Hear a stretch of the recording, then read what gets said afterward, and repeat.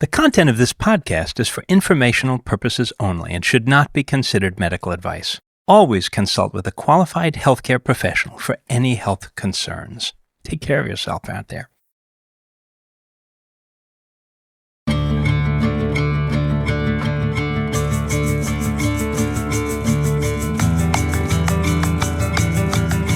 Welcome to Unravelling. This is a podcast that sees the world through the lens of mental health. I'm Mary Wilson, a journalist. And I'm Kurt White, a social worker and psychotherapist.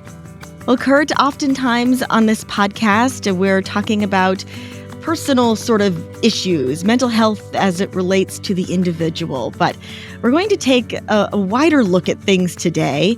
And when thinking about all the other large forces going on in the world and the atrocities and some troubling things that are happening out there, it made me wonder if good and evil truly exist. And I thought maybe you were the person to ask, Kurt. Oh boy, therapists get asked all kinds of things, don't we? But we always give the same answer. It's sort of like it depends, I think, right? So yeah, there are a couple of famous experiments about this in the field of mental health. Actually, the Stanford prison experiments looked at what happens when you make people prisoners and guards. It's very controversial. And then also the Milgram experiments. That's the one where the participants thought they were giving electrical shocks to other people, right? Yeah, that's the one that doesn't sound so good. But yes, absolutely. There's we're wondering if there's some learning from that. I mean, someone can't be all evil and they can't be all good, right? There's elements of that in all of us. And those outside forces are sort of what brings out either the good or evil, right? Yeah. I mean, maybe so. I mean, there might be a couple good candidates for evil folks. I think just based on their track record. But you wonder what motivates them. I mean, they probably didn't think of themselves as evil, even if they did profoundly evil things. And that's interesting to me. And also, a single evil person, they can do the evil that they do, but often they need many people around them. So they're probably group dynamics involved in this, or group processes, or other things that are sort of hidden underneath the level of awareness that we usually have about these things. Kind of the dangers of how these leaders can motivate people to maybe do some things that are not so good. That's right. And I was wondering about some of these things because, they're like classic experiments in the field. Maybe some people have learned about them in college or in high school. They might be new to many others. But I started to wonder, is there anyone out there that might have taken a fresh look at that in light of world events, actually, And I thought, well, that's a long shot, But if there is such a person, I think we'd want him on the podcast, wouldn't we? Oh, absolutely. Yeah. Well, and it turns out, a spoiler alert, we found him, actually. We found them. So, today we're going to talk to Professor Alette Smeulers, who is a professor of criminal law and criminology and international crimes at the University of Groningen in the Netherlands. And she has spent decades actually researching this exact question around what is it that makes a perpetrator? Why is there violence? What is it like? What is the quality and character of it? And actually has written a recent article taking a look at some of the very things with these classic experiments in psychology that we're aiming at, and also has a wonderful book called Terribly and Terrifyingly Normal, and a podcast by the same name.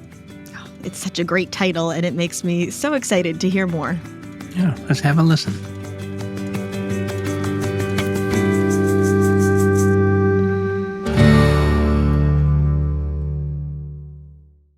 So, Professor Alette Smeulers, welcome to Unravelling. I'm so happy to have you with us. Thanks for having me. Now, your work is really interesting to me. It focuses on, at least in part, understanding perpetrators of international crimes and what motivates people to do some of the most terrible things in the world, in our present world, but also historically looking back at things that have happened before. And you take an interesting approach to that, I think, really integrating different disciplines' understandings of things to help understand this. Is that right? Yes, that is exactly right. I also never qualify myself as specifically one type of discipline I follow, but more as an expert on perpetrators of mass atrocities. What got you interested in that work? Reading books about the Second World War and the resistance. And when I read those, I thought, well, those people who are in the resistance in the Netherlands, they were my heroes. So then I thought, if ever I live through a war, I hope that I will be like them, a hero.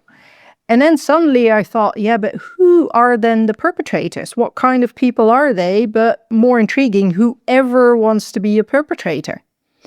And if no one wants to be a perpetrator, how come that some people are?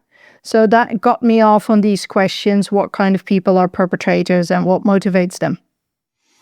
Well, it's been also a kind of long-standing interest of mine, although not an area of scholarly study at all. But although I will say, being a practicing therapist, as at least part of my work, we encounter the dark side of things quite often. And when I think about what has been the contribution of psychologists or practicing therapists or something like that in understanding that, it's a bit limited. But there are a few famous things, right, that are referenced a lot. I mean, the Zimbardo prison experiment for one, and then the sort of Stanley Milgram's work just down the road from me here at Yale several decades ago. And that was actually how I found you. It's an article that you wrote about that. And I thought it might be interesting just to sort of review that a little bit. I mean, I think a lot of undergraduates in psychology and people learn at least something about this. Perhaps you could tell us a little bit about what he was up to in those experiments.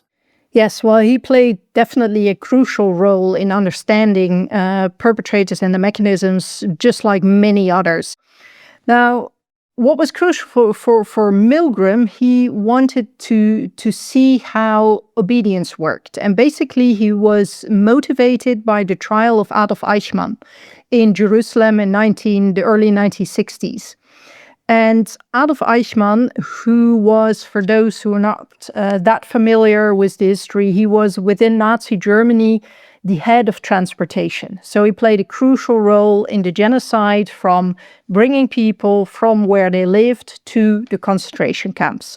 So within the entire organization, that was key in committing the genocide. He was not a high-ranking Nazi, so he wasn't one to decide on genocide, but he was the one playing a crucial role in the organization. And he escaped judgment in Nuremberg, fled to Argentina, was then captured by the Israeli secret services, put on trial in Israel, in Jerusalem, and confronted with his crime and his role. And he kept saying, I just follow orders. I just did what was asked of me. And that actually infuriated a lot of people, because he was not a high-ranking Nazi, but still within the organization that was responsible for organizing the genocide, he was fairly high-ranking as an organizer. So that infuriated a lot of people, and Milgram was one of the people who watched that, and he was like, yeah, but people don't just do that out of obedience. And he basically, and that I find really interesting, he basically wanted to show that not all people, and definitely maybe not American people, would just follow orders and then participate in a genocide. So that made him set up the experiment, in which he proved actually basically the exact opposite. I find that very fascinating. What did that experiment look like? Okay, so he set up the experiment in a way that he brought 2 subject participants to the laboratory, of which one was a co-worker of him. So there was only one real participant. And that participant was told that it was an experiment about testing the influence of pain in the ability to learn. So they were told it was a memory experiment, so they had to learn word pairs, and each time they gave the wrong word pair, they would get a slight electric shock, and then you would see how that would affect their ability to learn. So that was the setup said to the participants. Important to note that the participants believed the shocks were real, but they weren't. In fact, the other participant, who was the co-worker of Milgram. He was the learner who would get the electric shocks. And he acted as if he got real shocks. So he was a very good actor. And the other one, the real participant, he had to give the electric shocks. Now, the tricky thing is that the experiment started with 15 volts. Now, for a scientific experiment, I would assume almost everyone would say 15 volt is just fine. It's a very slight electric shock. But it went up with 15 volt with each mistake the learner made. And it ended up with 450 volt, which also everyone knows is totally not acceptable. Now, the tricky thing is, but where is the borderline? And that was one of the factors next to obedience to authority that played an important role. So the participants thought they were doing an experiment for science. They started off with 15 volts and then increasingly with the mistakes of the learner, who of course deliberately made a lot of mistakes, found themselves giving higher and higher electric shocks. Now, and that was really a significant experiment because Milgram himself initially and a lot of experts had believed that no one would end up with giving a shock of 415 volt. But the experiment learned that 68% of the participants gave a shock of 450 volt, which was totally, literally shocking. Yeah, I find it absolutely astounding. I think even after knowing about this for decades, I still think it's just an absolutely amazing finding. And he repeated it himself in several iterations of this, didn't he? To try to find out things that sort of made more a difference or less of a difference. And yes, he had a lot of variations, and it was, by the way, also replicated by others. But in his own replications, you could see that certain elements would really change the outcome and really influence obedience. One very important example, in the experiment, there was also an experimenter present, and whenever the participant was a bit doubtful whether to give the next shock or didn't want to do that, then there was an experimenter who said, it's essential that you go on. Please continue with the experiment. In that way, putting them a little bit under pressure. Now, in one of the variations, there were 2 experimenters.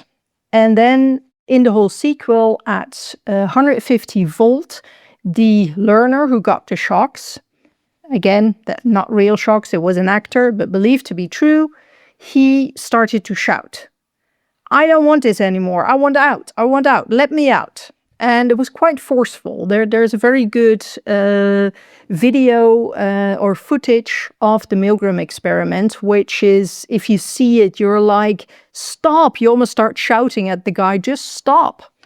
But he continues nevertheless. Now, in this variation, there was a second experimenter who then at that point said, okay, we need to stop. And then you suddenly see that almost everyone stopped there. Why? Because then people have a choice.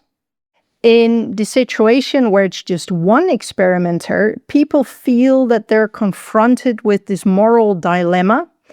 They don't want to hurt the other person, and yet they feel they want to contribute to science, to do as they were asked, to fulfill their promise to participate in the experiment, to obey an authority.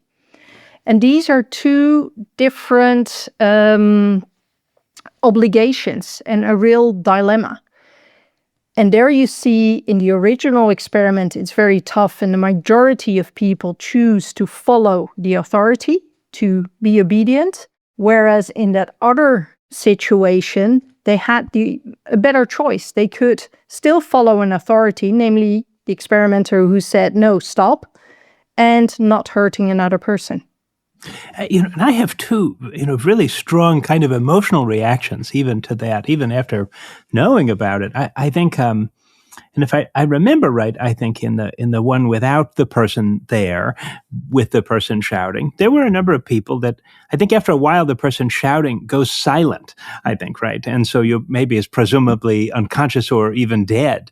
And there were quite a number of people that kept shocking, asking the questions, getting no reply, and continuing to shock at the highest dose, even after the person was presumably unconscious or not alive in the other room. And I that was a minority of people, if I remember, but it's shocking that it could go so far as that, I think, right? I mean, that you could imagine someone would potentially just kill somebody because someone in a white coat tells you to do it on a Tuesday afternoon or something like that. Yeah, you say the minority was actually the majority, because 68 went up. Was it even in that version? It was 68. Well, yes, absolutely. In that version, I think my mind refuses to take it in. You know what I mean? It's amazing that that's true. No, it's absolutely shocking. But what we can learn from that, or what you could see in the original footage, is that people themselves who give the shocks are not happy about it either. They do not feel comfortable. Yeah. Some people might think that people jump at the opportunity to hurt someone else. Absolutely not true. Milgram, in fact, also proved that people don't like hurting each other. What, however, you see is that they feel confronted with this moral dilemma. We don't want this, but yet they ask then the authority, what they believe is a professor, about the experiment. And then they decide to continue. Why? Because, and that is also key, I think, they trust the authority. They trust his expertise. They respect the authority. They respect their own commitment. And then faced with this moral dilemma, like continuing to hurt or obeying the authority, they choose to go for the obedience because of the trust in the authority. And because also, that was also key, that the authority said, well, I take the responsibility, nothing can happen, and it's safe. So the authority tried to console them. And so you had the confrontation with their common sense, what they heard themselves, and what the authority said, which didn't match. But then people follow the authority. And what I think there was a huge discussion about the Milgram experiment, if it shows our blind obedience. But I don't think it was blind obedience, because it was clear that they didn't just follow any order. They were troubled by it, and they shared their trouble with the authority. And what I think we should and can conclude from Milgram is how much we respect authority, and how much we trust authority, and how much we feel compelled to conform to authority. Mm-hmm. And perhaps even crave it in a way, I think, right? I mean, I certainly have seen that in certain ways, that people feel secure, perhaps, in an authority sort of situation. Right? Yes, absolutely, because you can give that personal responsibility of what you do. So it's a diffusion of responsibility, giving that away, and then thinking, okay, if that person is really hurt, it's his responsibility, not mine. And that is easier. People find it sometimes difficult to take their own decisions, have their own responsibility. So it's also exactly what you say. It's so much easier, so much more comforting to think like, okay, I just do what I'm told, and that guy is responsible, not me. I feel almost moved at the idea that another person in the room who's able to sort of give a counter narrative to it. Okay, we should stop. That even small group joining, it gives the person what they need to be able to counter even this sort of, what must be a really intense sense that there must be obedience to authority, or deference to authority at least. But all it takes is one person saying, okay, stop. Okay, let's do it. Let's not do this, Absolutely. And in this experiment, it took one person, importantly, a person with also a certain status of authority. And then if two authority people disagree, then you have way more of a choice. And that is so key. And it is amazing. I indeed agree. And it shows the importance of that. It also shows how strongly we feel about authority. Now, in whole our society, we're trained to obey authorities.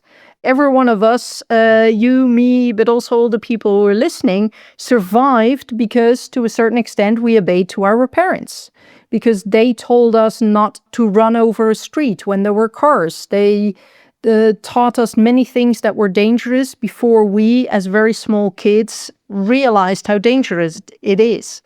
So we all survive, we live by authority. Society, traffic cannot function without people obeying rules. Schools, universities cannot function without obedience. So obedience is so important. So it's so much in us that obeying is a good thing. Well, and I did have the wondering, that, this kind of mass society that we live in is fairly new in a way, where you're confronted with a certain scale of problems, right? But the apparatus that we have to deal with it came out of millions of years of complicated evolutionary mechanisms, It wasn't sort of pointed at this problem necessarily, right? It was pointed at sort of how do we survive to get to the next generation in a very kind of coarse way. And so I'm always interested in ways in which the apparatus of the mind is not really equipped, even biologically, maybe not socially either, but maybe not biologically, to sort of deal with the complicated moral dilemmas of a world like the one that we live in. I think it's totally true, because people generally resist change, and the world is, even without all the changes, was extremely complicated. And we're just such a small person, cog in this whole big thing with very little influence on the bigger issues in our lives. So it is very complicated. And then with the changes, that makes it even more complicated. Mm-hmm. And I think a lot of the trouble in the world right now is partially also based of people not really being able dealing with all those changes and to adapt to all those changes and accept all the changes. Yeah. And that in a weird way, we're maybe more aligned to think about one person than a million people, right? Of course, if a million people are hurt, people would say cognitively, of course, that's worse than one person being hurt. But we can think about one person being hurt and feel about it, I think, in a much more immediate way than a large number. And I just have always found that a kind of a strange quirk of the human mind in a way, that way, maybe a limit of empathy or something. Yeah, totally. Unfortunately, there are actually two very famous perpetrators like Adolf Eichmann, who I mentioned already earlier, and Joseph Stalin. Both said something like, 1 death is a tragedy, 10 death is sad, 1,000 death is statistics. Yeah. Now, that's a unique kind of individual, isn't it? Because they're doing it consciously, actually, right? I think they might be. Do you feel that they're a different type of perpetrator? Well, these two are different from each other. And in my work, I distinguish like 14 different types of perpetrators. So they're all different. But you see that they, like all perpetrators, they cope with the world in a certain way and with what they themselves are doing in a very particular way, that I always see themselves as the victims and the other ones as the bad people, the perpetrators, the evil ones who they fight. And in that, sometimes they're more or less aware of certain dynamics going on. Yeah. Yeah. Well, the Eichmann trial also famously inspired Hannah Arendt to write about this and work on it. I have always loved the formulation that she had, that it was much less about evil and much more about the idea that he had lost the ability to think. That made a lot of sense to me. And I'm curious what you think about that. Yeah, I totally agree. I think what she basically said is indeed he had He couldn't see the world from the side of someone else. He didn't have the empathy, and he couldn't critically reflect. So in a way, he knew what he was doing, and yet he didn't really know, because he didn't know the consequences of it, or see it from another side. And that is very chilling. He kind of got rid, or never had, empathy. Some perpetrators have empathy, but manage to get rid of it and start to look and see things from a tunnel vision, with an utter and total lack of critical reflection. So I absolutely and totally agree with her on that. And I must say, it's indeed one of the best phrases she had. The other one that is kind of complementary to this is that she also called Eichmann terribly and terrifyingly normal. And that is my favorite quote from her book, and also the subtitle of my book and the title of the podcast, because it says that it's a very lack of normal abilities that you see in a lot of people. And also those people who, as said, who have empathy, who have critical thinking, can in certain situations stop using it. Mm-hmm. And then they're capable, and I think that is our main capability of evil. I don't think we have an evil part in us. It's not which jumps at opportunities, but as you saw with Milgram, it's sometimes our inability to deal with the situation and a certain weakness. And a lot of people, when I say, I think based on my research that everyone can become a perpetrator, a lot of people say, yeah, we all got something evil in us. And I say, no, it's not that. I think we're all have something very weak in us. And also with the Milgram experiment, you see the weakness of people not resisting the authority and saying, look, I'm not continuing with giving these shocks when I don't hear the person answering anymore. And you can say he's safe, but I don't trust it.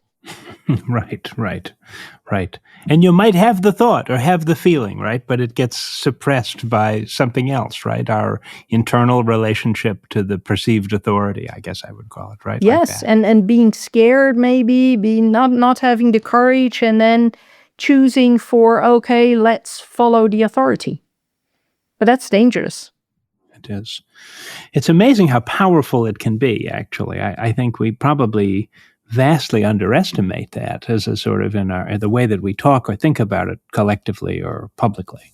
Yeah, no, absolutely. And I think it's one of the major problems in this world right now, because if you've got authority figures who totally respect, for instance, human rights, equality, try to focus on cooperation and make the world a better place, then it's fine to trust them. But if they disregard human rights, disregard the international legal order, focus really only on themselves, and we trust them, then we are in big trouble.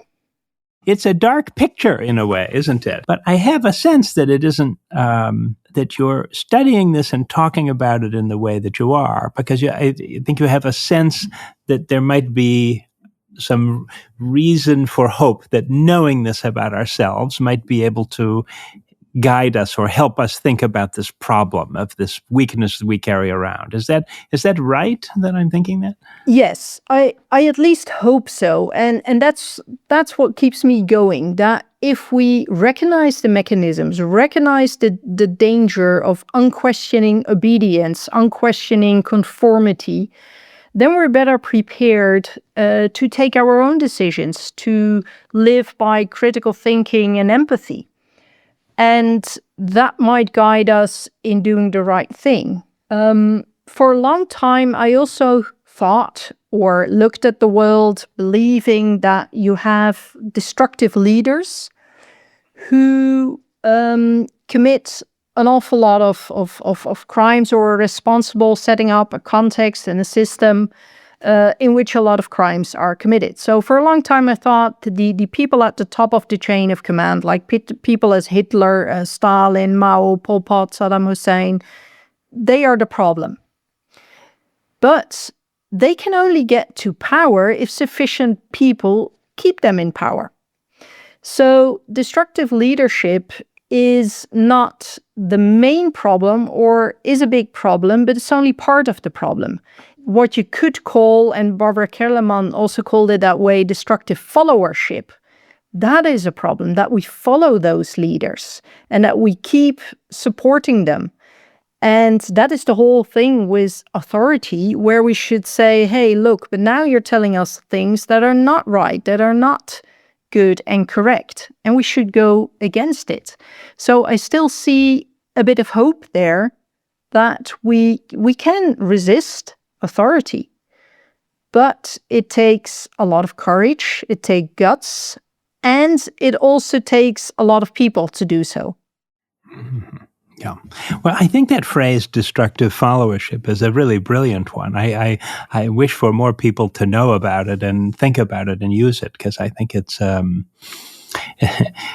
sometimes a good term is one that when you hear it, you think, I needed that, like I had the kind of feeling about it, but I didn't have a word. Here's the word, and I have that about that term, it feels like, oh yes, that's a huge part of the problem, of course, right? We talk about leaders, but what power can they have if nobody listens, right? Yeah.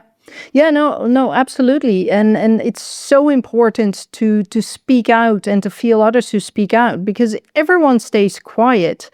You can have a group where you have one extremist, one bad person, let's say. All others disagree, but if no one speaks out, no one will realize that all the others disagree as well. And then they might all follow this one bad person doing bad things, committing crimes or other things. And therefore, it's so important to kind of speak out, find other people, have this critical reflection all the time. And on Milgram for a minute, I would say that it's been criticized a lot in recent years, partly because, at least in my field, people can't really talk about this without saying that you can't actually ethically set up an experiment like this anymore. Although at the time he was sort of, even folks have acknowledged that he was within the ethical norms of the time, actually. So he wasn't a deviant in that way. But we have very different procedures about this now, and even agonize about very small amounts of distress and psychological experiments, from asking a stressful question, for example, might even be something that has to have an answer to it. And then also, like, as you pointed out in your article, looking at his notes, sometimes there were even things that weren't in the formal story, that maybe they didn't always ask the questions in quite this way, or they pressured people more than they said that they did, or what do you make of all of those critiques of him? Yeah, very glad that you asked this, because I didn't have a chance to bring it up so far myself. And indeed, after 50 years, I think his notes and comments on the experiments and tapes of the experiments were all publicly available in the Yale archives.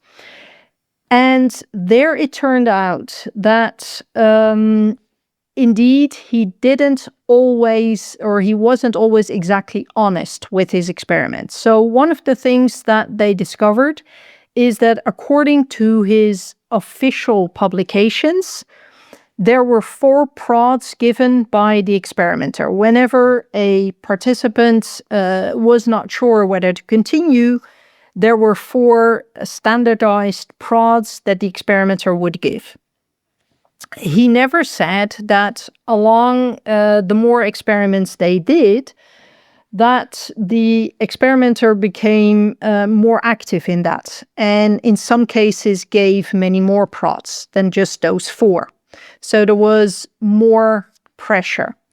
That's not right, the way he did that. He should have revealed that immediately. He didn't, so we have to take that into account when talking about Milgram. The other thing could be potentially more damaging also is that there are also indications that slightly more people than he indicated doubted whether the electric shocks that they thought were given and were real were actually real. There was a certain percentage that afterwards said, well, I didn't think the shocks were real. Now, that could be true. It could also be, and that was Milgram's argument, that they, after they gave so many shocks, they might felt ashamed that they had done so and then excused their own behavior, but well, actually, I didn't think they were real. So it's a way of rationalizing, justifying their own behavior. That might be true. It might not be true. We don't know. But Milgram should have been honest on that. And he should have said that and let the reader decide for himself. Whereas he decided not to reveal that information, that according to their own research, more people doubted the shocks.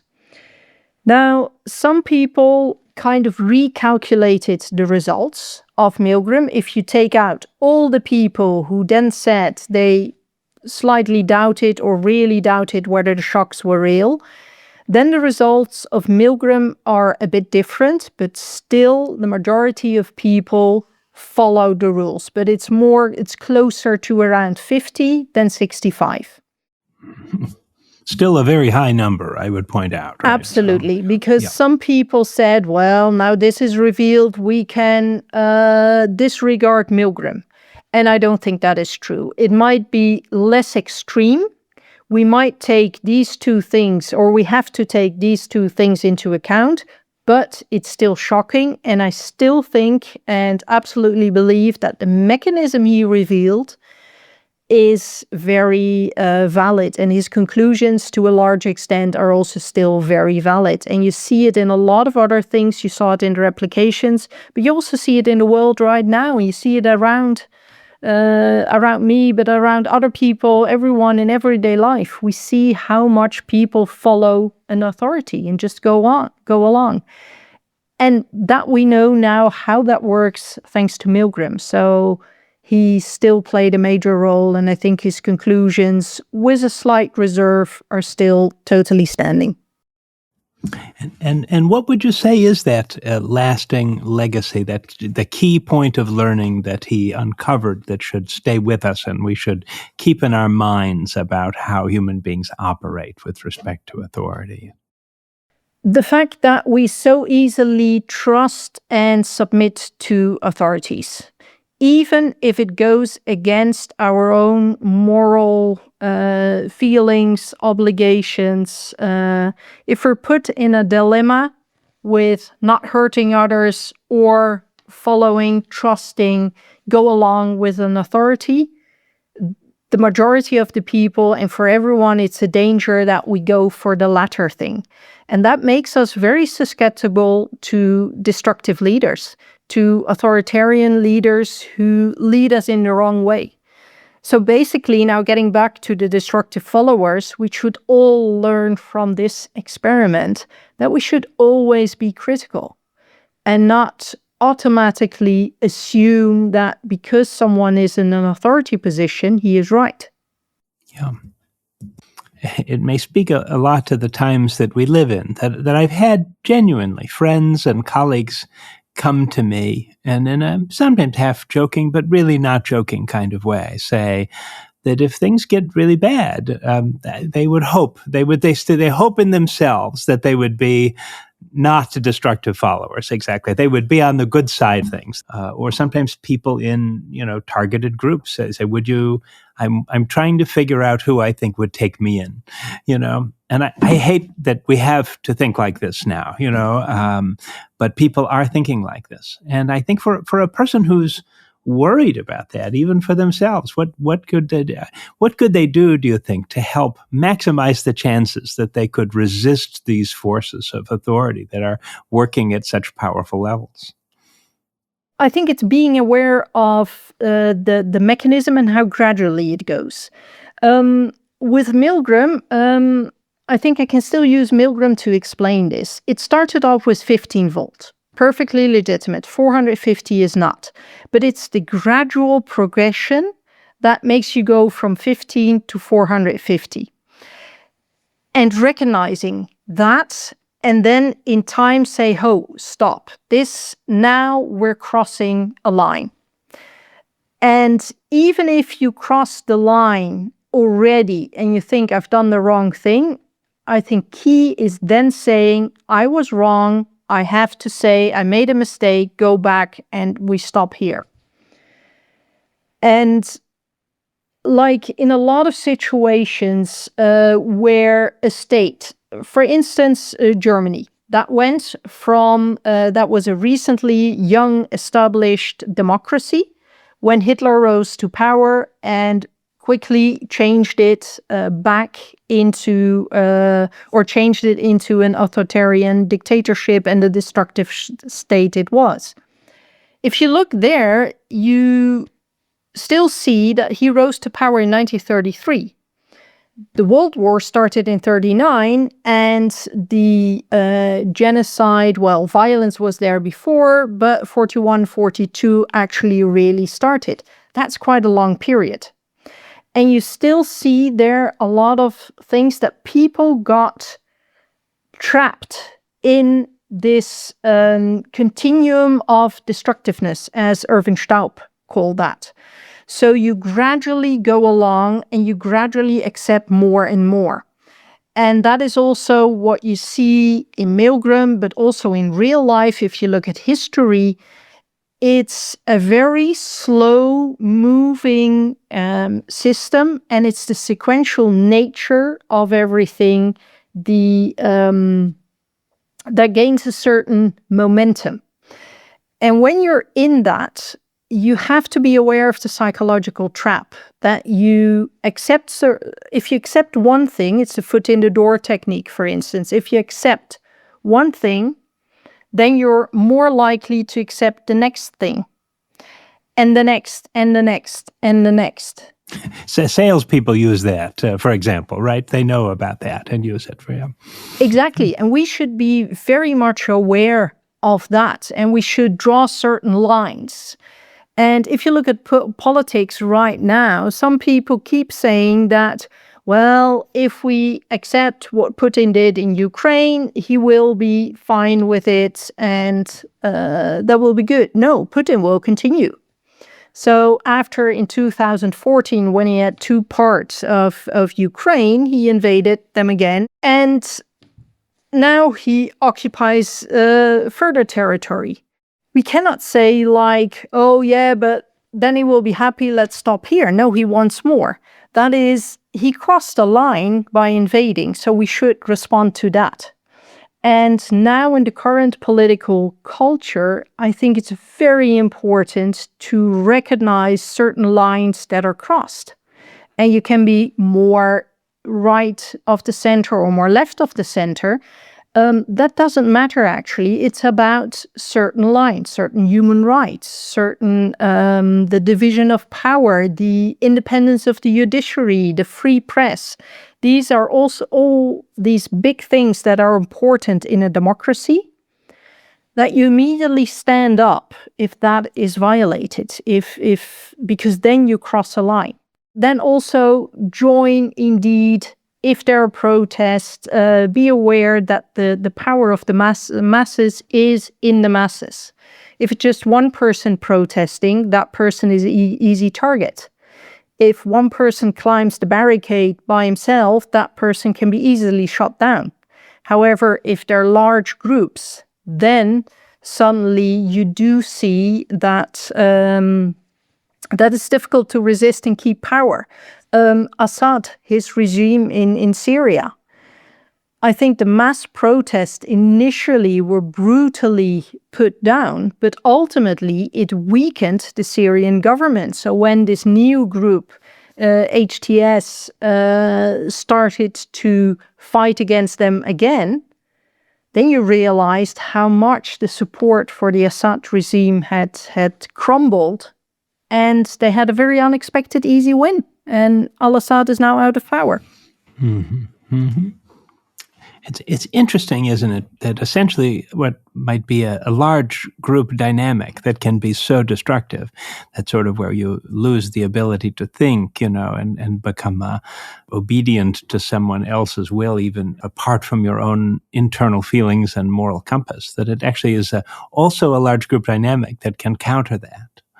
I find that a really interesting, I don't know if it's a paradox, perhaps. Yes, it is. And it's also a paradox because you said, what can individuals do? There too, it's a bit of a paradox because if you're you should stand up. But if you're the only one standing up, you're a target. Right. But if you're with more people, then it's great. But how can you get to the tipping point that the numbers are so great that they're fairly safe? And that is something very difficult to grasp. But I think it is important. That was a Milgram experiment, that there are other people there speaking out, saying things, supporting each other, and not looking away, and also not profiting from the fact that someone else is targeted, but say, hey, stop, now you're crossing a line. Because there is this, I can't remember the name of him, and I don't know exactly how the poem goes, but it's a bit like first they came for the political opponents, but because I wasn't one, I stayed quiet. Then they came for the insane, but because I wasn't one, I stayed quiet. And then they came for the Jews, and I didn't do anything because I wasn't one. And then they came for me, and there was no one left to protect me. It shows we shouldn't just step away, but we should step up if the human rights of someone else are violated. Do you think that people fundamentally really want to do the right thing?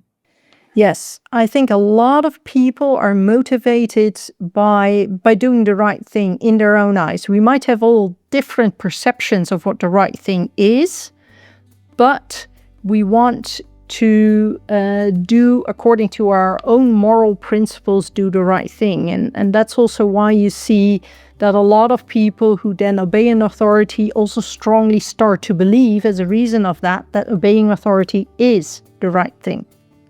So that adds to the pressure of following and trusting an authority. Yeah.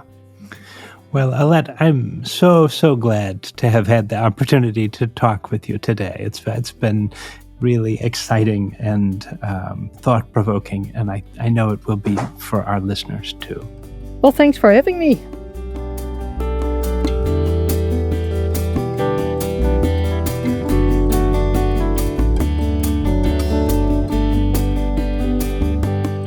Thank you again to Alette Smeulers for that really amazing and powerful interview. I found it very affecting. And joining me again here is Mary. Hi, Mary. Yeah, hi. It was a really wonderful interview, and I'm a big true crime fan. So when I hear about good and evil, that just fascinates me.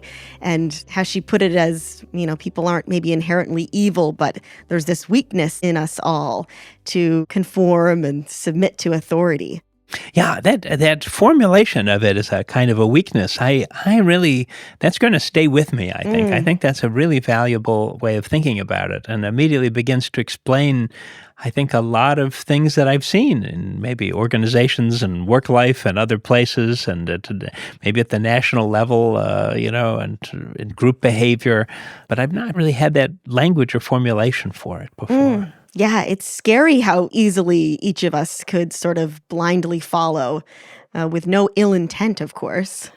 Yeah, it's really true. I can think of many situations, in a work environment or something. Someone says, well, do this, and maybe you don't really agree, but it'd be a big fight not to do it or something. You go along, or it's uncomfortable, or something changes, and maybe your one boss used to say this was good, and now the new one says that's bad, and then you just now the good thing is bad, and that's kind of, there's an internal cognitive dissonance around that, and where is the self? But maybe we find ourselves agreeing with authority figures, or seeming to agree, even when maybe we don't really do that. Kind of taking the path of least resistance. And she mentioned it really can come down to one person who is that dissenting voice that can make a big change. I loved that. I had no idea that was one of the experiments that he did. I'd never heard that before. And I really found that hopeful in a way, that I think that there's a part of this that's very dark, actually, right? Isn't it? It's very, very uncomfortable to know about this limitation of human beings, if that is in fact what it is. I think she gives a clear argument that is true, but that if maybe there's some hope in the idea that if one person can find the way, the strength to say the true thing, if it's safe enough to do that, I Yeah. suppose, if it's safe enough, then maybe we can sort of say, yep, I can join. There we are. Here we are. And now we're 2, and now we're 4, and now we're 100, and now we're 1,000. Yes. Yeah. And Alette has done so much work on this topic. I really hope that if you're interested in this at all, as I am, that you check out her book with the wonderful title, Terribly and Terrifyingly Normal. She also has a podcast by the same name. We will link both of those in the show notes. She also has a really interesting website with lots of information and resources. It is her name, AletteSmeulers.org. We will link to that in the show notes. And I really hope people check it out. Yeah. I can't get enough of her, so I'll be heading to those show notes myself. Absolutely. And we will see you next time. Bye-bye.